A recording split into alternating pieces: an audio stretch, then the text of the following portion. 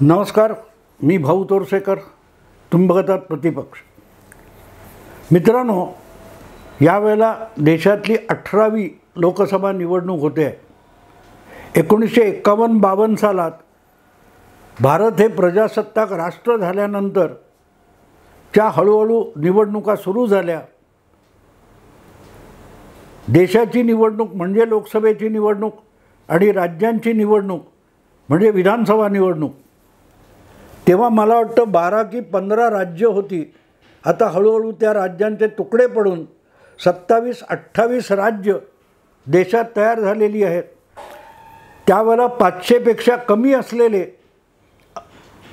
लोकसभेचे सदस्य आता 550च्या आसपास जाऊन पोचलेत आणि पुढल्या काळात ती संख्या म्हणतात 800पर्यंत जाण्याची शक्यता आहे.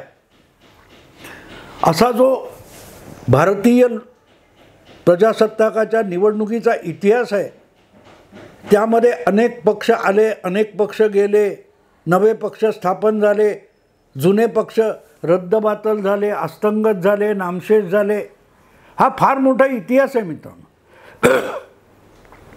मध्यंतरी तुम्हाला आठवत असेल की शिवसेना पक्षाचं मान्यता आणि चिन्ह हे एकनाथ शिंदे यांच्या गटाला जेव्हा निवडणूक आयोगाने सोपवलं, तेव्हा खवळलेले उद्धव ठाकरे माझा बाप चोरला, माझा पक्ष चोरला, माझं धनुष्यबाण चोरलं असं रडत होते. तेव्हा शरद पवारांनी असं रडत बसण्याची गरज नाही, नवं जे काही चिन्ह मिळेल ते घेऊन कामाला लागलं पाहिजे असं शहाणपण उद्धव ठाकरेंना शिकवलेलं सुचवलेलं होतं. पण प्रत्यक्षात तीच वेळ 6 महिन्यात शरद पवारांवर आली. तेव्हा मात्र त्यांनी कोर्ट कचेऱ्यांची धावपळ सुरू केली.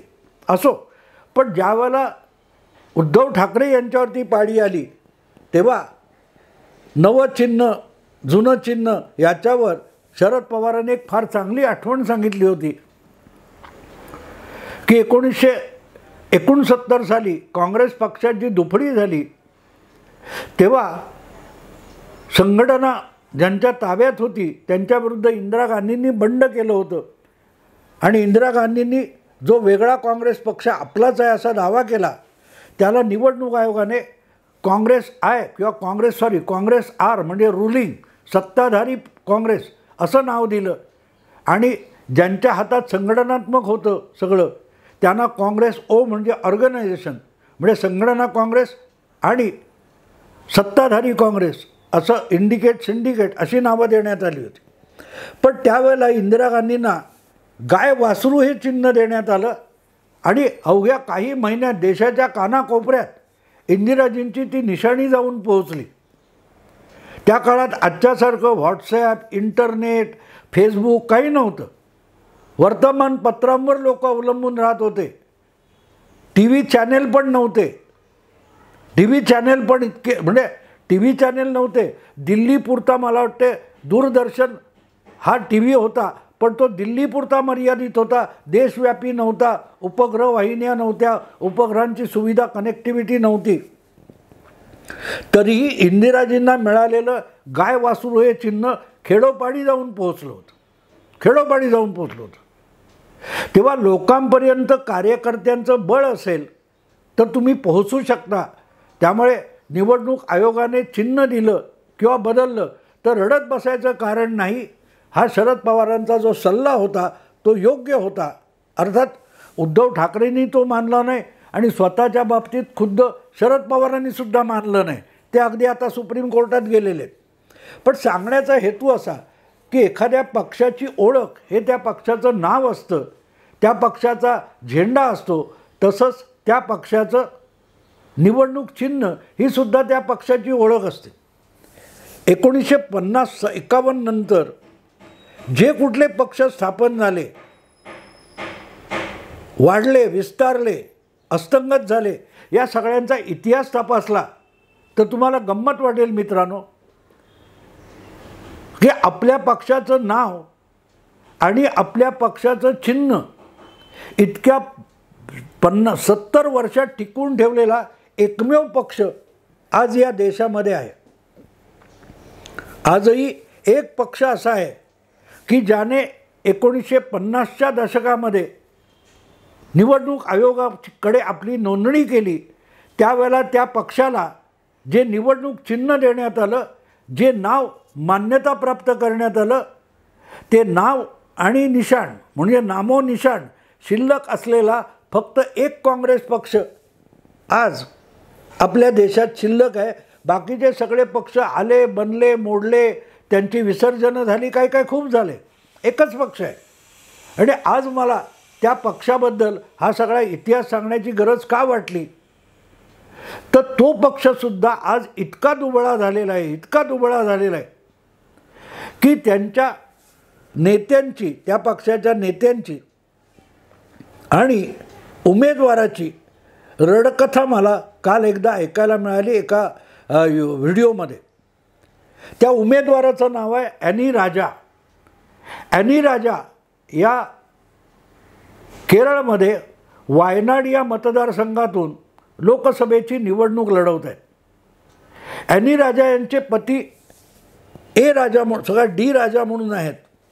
ते कम्युनिस्ट पक्षाचे राष्ट्रीय सरचिटणीस आहेत.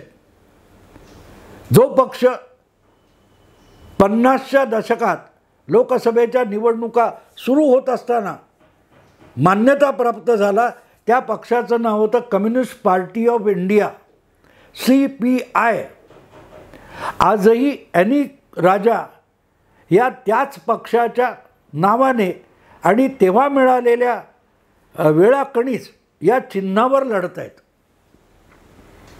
वायनाड म्हणजे तुम्हाला सांगायला नको, वायनाड म्हणजे राहुल गांधी यांनी अमेठीतून परागंदा झाल्यानंतर जिथे आश्रय घेतला त्या लोकसभा मतदारसंघाचं नाव वायनाड आहे.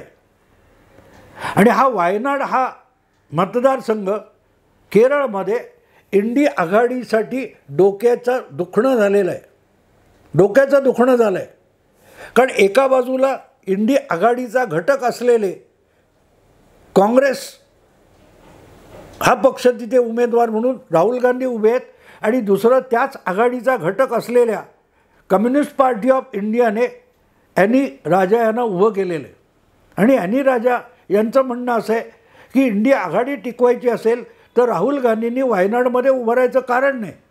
राहुल गांधींना इतर अनेक राज्यांमध्ये त्यांच्या पक्षांची बळकट स्थिती आहे, तिथूनही निवडणूक लढवता येईल. अगदी उत्तर प्रदेश, बिहार सोडून द्या, पण हिमाचल प्रदेश आहे, तेलंगणा आहे, गुजरात आहे, मध्य प्रदेश, राजस्थान, कर्नाटक अशा राज्यामध्ये काँग्रेस आजही बलवान पक्ष आहे. तेलंगणा, कर्नाटक, हिमाचल या राज्यामध्ये तर काँग्रेसची सत्ता आहे, राज्य सरकार आहेत. कम्युनिस्ट पार्टीचा मुख्यमंत्री देशाच्या कुठल्याही राज्यात सुद्धा नाही. कसा बसा कम्युनिस्ट पक्ष हा केरळमध्ये शिल्लक उरलेला आहे. आणि थोड्याफार प्रमाणात द्रमुकच्या मेहरबानीने कम्युनिस्ट पक्षाला तुमच्या तमिळनाडूमध्ये स्थान आहे. बाकी बंगालमध्ये वगैरे कम्युनिस्ट पक्ष संपून गेलेला आहे, त्याचं नामोनिशाण उरलेलं नाही. सगळ्या डाव्या पक्षांची मिळून जी एक आघाडी बनवण्यात आली होती तीसुद्धा आता नामशेष होऊन गेलेली आहे. अशा परिस्थितीमध्ये आमच्या पक्षाचं अस्तित्व टिकवणं ही आज कम्युनिस्ट पक्षाची दुर्दशा झालेली आहे. मला तर असं वाटतं की त्यांना कदाचित राष्ट्रीय पक्ष म्हणून सुद्धा मान्यता नाही आहे. मध्यंतरीच्या काळात शरद पवारांच्या राष्ट्रवादी काँग्रेस आणि ममता बॅनर्जींच्या TMC या दोनही पक्षांची राष्ट्रीय पक्ष म्हणून असलेली मान्यता काढून घेण्यात आली. त्यामध्येच कम्युनिस्ट पार्टी ऑफ इंडिया या पक्षाचं निशाण आपलं मान्यता, राष्ट्रीय मान्यता काढून घेण्यात आली. आणि म्हणूनच आत्ता निदान 2 राज्यामध्ये 3 राज्यामध्ये जिथे आपल्याला एक प्रादेशिक पक्ष म्हणून मान्यता मिळेल यासाठी कम्युनिस्ट पक्ष झुंजतो आहे. आणि म्हणूनच ॲनी राजा यांची ती तक्रार आहे की आम्ही दुसऱ्या कुठल्या राज्यात जाऊन लढवायचं. आम्ही काँग्रेसबरोबर इंडिया आघाडीत आहोत. आम्ही प्रत्येक मोदी सरकारविरोधात ज्या आघाड्या झाल्या त्यामध्ये काँग्रेस बरोबर राहिलेलो आहोत. पण बरोबर राहण्यासाठी सुद्धा आमचं अस्तित्व असलं पाहिजे, आम्ही आपलं अस्तित्व टिकवलं पाहिजे. आणि ते अस्तित्व टिकवलं कसं जातं तर निवडणुकीत जनतेची मतं आणि मान्यता ही मिळवावी लागते. जनमताची मान्यता असेल तर त्या प्रमाणात निवडणूक आयोगाकडून मान्यता आणि चिन्ह मिळत असतं. हा इतिहास तुम्हाला एवढ्यात सांगितला की आज बाकीच्या पक्षांची अवस्था बघा. दुर्दशा आपण राजकीय कार्यकर्ते संघटना या पातळीवर गेलो ते ॲनी राजा यांचा जो कम्युनिस्ट पार्टी ऑफ इंडिया नावाचा पक्ष आहे तो सगळ्यात दुबळा, डाव्यांमधला सगळ्यात दुबळा पक्ष म्हणता येईल. कारण ज्या केरळमध्ये त्या निवडणूक लढवत आहेत तिथे डाव्या आघाडीचं राज्य आहे आणि मार्क्सवादी कम्युनिस्ट पक्षाचा माणूस मुख्यमंत्री आहे आणि त्या सरकारमध्ये ॲनी राजा यांच्या पक्षाचा एखादा आमदार किंवा एखादा मंत्री, 2 मंत्री असू शकतात कारण डाव्या आघाडीचं राज्य आहे. आणि डाव्या आघाडीमध्ये बंगाल असो किंवा केरळ असो, कम्युनिस्ट पार्टी ऑफ इंडिया हा 2 नंबरचा पक्ष होता. आजसुद्धा केरळमध्ये 10-15 आमदार त्यांचे असू शकतात. केरळमधून एखादा आमदार, एखादा लोकसभेत खासदारसुद्धा आहे. म्हणजे संघटनात्मकरित्या अक्षरशः एका राज्यातला सुद्धा किरकोळ पक्ष अशी अवस्था आहे. पण तरीही मित्रांनो, केंद्राकडून जी मान्यता, निवडणूक आयोगाकडून एक राजकीय पक्ष म्हणून मिळालेलं नाव, मान्यता आणि निवडणूक चिन्ह ह्या एकाच पक्षाने अजूनपर्यंत टिकवलेलं आहे. आपण बोलतो ना, काय संपला, नामो निशाण उरलं नाही, नामशेष झाले, म्हणजे फक्त नाव शिल्लक राहिले, बाकी काहीच राहिलं नाही असं जे म्हणतो तशीच काहीशी अवस्था कम्युनिस्ट पार्टी ऑफ इंडियाची आहे.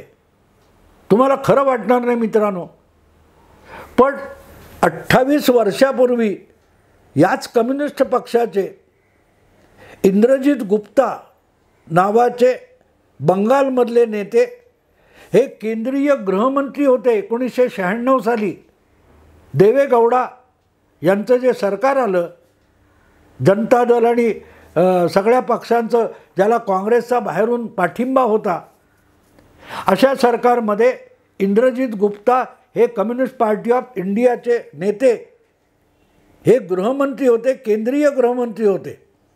त्याखेरीज चतुरानंद मिश्रा हे कम्युनिस्ट पार्टीचे बिहारमधले नेते, हे सुद्धा केंद्रात मंत्री होते.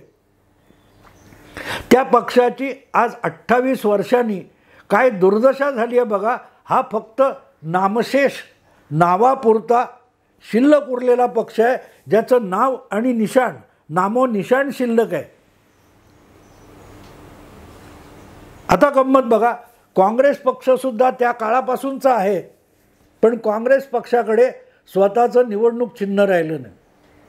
इंदिराजींनी जेव्हा 69 साली काँग्रेस पक्षात दुफडी माजवली तेव्हा 50 पासून 69 पर्यंत काँग्रेसची निवडणूक निशाणी बैलजोडी अशी होती. पण बैलजोडी ही निशाणी 1969-70 मध्ये गोठवण्यात आली आणि चरखा चालवणारी महिला असं संघटना काँग्रेसला चिन्ह मिळालं आणि काँग्रेसला, इंदिरा गटाला गाय वासरू हे चिन्ह मिळालं. 78 साली इंदिराजींनी दुसऱ्यांदा काँग्रेस फोडली, तेव्हासुद्धा जी दुफडी माजली तेव्हा मला वाटतं संघटना काँग्रेस उरली होती, त्यांना चरखा हे चिन्ह मिळालं आणि तुमच्या इंदिरा गांधींच्या काँग्रेसला हाताचा पंजा हे चिन्ह मिळालं. ते मात्र आजपर्यंत कायम आहे. पण काँग्रेसचं चिन्ह हे 3दा बदललं गेलं.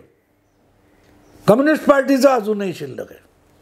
मार्क्सवादी कम्युनिस्ट पार्टी ही 60च्या चिनी युद्धानंतर फुटली, म्हणजे ज्याला आज CPI म्हणतात, त्याच्यातच फाटा फुटवून जो अत्यंत कट्टर मार्क्सवादी गट होता त्यांनी जी वेगळी चूल मांडली, त्यांना मार्क्सवादी म्हणून ओळखले जातात. तो पक्ष 1962 नंतर वगैरे स्थापन झाला. त्यांचंही चिन्ह त्यानंतर अजूनही टिकून आहे. स्थापन झाल्यावर मिळालेलं चिन्ह त्यांनी टिकून ठेवलेलं आहे. पण 2 कम्युनिस्ट पक्ष सोडले तर अनेकांची चिन्ह वाद होत गेली. समाजवादी पक्ष घ्या, समाजवादी पक्षामध्ये 2 गट होते. संयुक्त समाजवादी आणि प्रजा समाजवादी. म्हणजे आपल्याकडे जे नानासाहेब गोरे, मधु दंडवते ह्याची आपण समाजवादी म्हणून नावं ऐकतो, हे PSP म्हणजे प्रजा समाजवादी होते. आणि त्यांच्या पक्षाचं चिन्ह 60पासून 77पर्यंतच्या काळामध्ये झोपडी हे चिन्ह होतं, निवडणूक चिन्ह. झोपडी हे चिन्ह होतं. ते नंतर पासवान यांच्या पक्षाने घेतलं. लोकजनशक्ती पक्षाला सुद्धा 2-3 झोपड्या असं काहीतरी चिन्ह देण्यात आलं होतं. पण प्रजा समाजवादी पक्षाचं झोपडी हे चिन्ह होतं. आणि दुसरा जो समाजवादी गट होता, लोहिया, राजनारायण, जॉर्ज फर्नांडिस, मधु लिमये वगैरे, त्यांच्या पक्षाचं निवडणूक चिन्ह वडाचं झाड होतं. वडाचं झाड होतं. आज ती दोन्ही चिन्ह राहिलेली नाही. मला वाटतं 70च्या दशकामध्ये कधीतरी दोन्ही समाजवादी गट किंवा पक्ष हे एकमेकात विसर्जित झाले 70च्या दशकामध्ये. आणि त्यांनी एकत्रित येऊन जे चिन्ह घेतलं ते सुद्धा आता शिल्लक राहिलेलं नाही. मला वाटतं तेव्हाच ते झोपडी हे चिन्ह गोठवण्यात आलं आणि झाड हेच एकूण समाजवादी पक्षाला देण्यात आलं. पण हा समाजवादी पक्ष तर वारंवार फुटत राहिला. आणि ह्याच समाजवादी पक्षाचे जे प्रमुख नेते होते ते पुढल्या काळामध्ये जनता पक्षामध्ये आले आणि त्यानंतर जनता पक्षात वारंवार फूट होत राहिली. जनता दलात आले, जनता दलात वारंवार फूट पडत आली. आणि आज मला वाटतं जे नोंदले गेलेले आजवरचे पक्ष बघितले तर त्यामध्ये मूळच्या समाजवादी नेत्यांनी काढलेल्या पक्षाची संख्याच 50पेक्षा अधिक भरेल. आपण देवेगौडांचा पक्ष असं म्हणतो, पण देवेगौडांच्या पक्षाचं नाव काय? जनता दल सेक्युलर. नितीश कुमारांच्या पक्षाचं नाव काय? जनता दल युनायटेड. लालूंच्या पक्षाचं नाव काय? जनता दल, राष्ट्रीय जनता दल. अखिलेशच्या पक्षाचं नाव समाजवादी पक्ष आहे, पण तो सुद्धा मूळचा जनता दल होता. समाजवादातून जनता दल, जनता दलातून समाजवादी, पण तो सुद्धा एक समाजवादी पक्षाचा तुकडा आहे. असे कितीतरी लहान मोठे, मला वाटते केरळमध्ये पण एखाद दुसरा समाजवादी पक्ष असेल, तिकडे बंगालमध्ये पण एखाद दुसरा समाजवादी पक्ष मिळेल. सांगायचा मुद्दा असा मित्रांनो की गेल्या 6-7 दशकामध्ये अनेक पक्ष नोंदले गेले, मग नंतर एकमेकात विसर्जित झाले. 77 साली 4 पक्ष विसर्जित होऊन जनता पक्ष स्थापन झाला होता. हळूहळू करून त्यात वेगवेगळे भाजपवाले म्हणजे जनसंघवाले बाहेर पडले, समाजवादी, आणि शेवटी जो जनता पक्ष शिल्लक होता त्या जनता पक्षाचे सगळे अधिकार हे डॉक्टर सुब्रमण्यम स्वामींकडे आले. आणि 2014च्या निवडणुकीपूर्वी सुब्रमण्यम स्वामी यांनी त्यांच्याकडे उरलेला जो म्हणजे तो एकखांबी तंबू होता, एक माणूस पक्ष होता, त्या जनता पार्टीला सुब्रमण्यम स्वामींना मोदींच्या नेतृत्वाखाली भाजपमध्ये विसर्जित करून घेण्यात आलं. आणि जनता पार्टी हा 77 साली जयप्रकाश नारायणांच्या नेतृत्वाखाली स्थापन झालेला पक्ष हा कायमचा अस्तंगत होऊन गेला. असे अनेक विसर्जित झालेले पक्ष तुम्हाला सापडतील, अनेक. काल परवाच तो राष्ट्रीय जनता दलातला पप्पू यादव बाजूला होऊन त्याने काढलेला एक पक्ष होता, तो पक्ष त्यांनी काँग्रेसमध्ये विलीन केला. काल परवाची गोष्ट आहे. आणि परत आता तो काँग्रेसमधून बंडखोरी करून उभा आहे. असं होत राहतं. जनता दलाशी पटलं नाही म्हणून लालू प्रसाद यादव यांनी बिहारमध्ये राष्ट्रीय जनता दल हे आपल्या पाठीराख्यांना घेऊन वेगळा पक्ष काढला. त्यामुळे उरलेले जे जनता पक्षाचे लोक होते त्यांच्यामध्ये जी दुफडी माजली, त्यामध्ये नितीश कुमार, शरद यादव, जॉर्ज फर्नांडिस यांनी मिळून समता पक्ष नावाचा एक पक्ष काढला. तो पुढे लालूंबरोबरचे काही लोक परत आले, त्यांना एकत्र करून जनता दल युनायटेड पक्ष झाला. असे पक्ष स्थापन होत गेले, फुटत गेले, विसर्जित होत गेले, नव्याने रजिस्टर होत गेले. हा खेळ दीर्घकाळ चालू राहिला आहे. आणि माझी जेवढी माहिती आहे किंवा माझा जितका अभ्यास आहे त्याच्या आधारावर मी एकच सांगू शकतो, आज CPM आणि CPI, communist party of India, किंवा कम्युनिस्ट पार्टी, मार्क्सिस्ट हे दोन पक्ष असे आहेत की जे स्थापन झाल्यापासून आजपर्यंत त्यांना मिळालेलं किंवा त्यांनी नोंदवलेलं आणि मान्यता असलेलं नाव कायम राहिलेलं आहे. त्यांचं निवडणूक चिन्ह कायम राहिलं आहे. कम्युनिस्ट पार्टी ऑफ इंडियाचं वेळा कणीस, तर मार्क्सवादी कम्युनिस्ट पक्षाचं काय तो वेळा, हातोडा आणि चांदणी, ह्या दोन पक्षांनी आपलं नामोनिशाण शिल्लक ठेवलं आहे. बाकी ते किती विकलांग आणि दुर्बळ झाले, कमजोर झाले हा वेगळा भाग आहे, पण निदान नामोनिशाण शिल्लक आहे. बाकीच्या पक्षांची अवस्था ही तुम्हाला लोकसभा निवडणुकीनंतर काय उरले ती दिसेल. आत्ता इथेच थांबतो. आवडलं लाईक करा, शेअर करा, सबस्क्राईब करा. नमस्कार.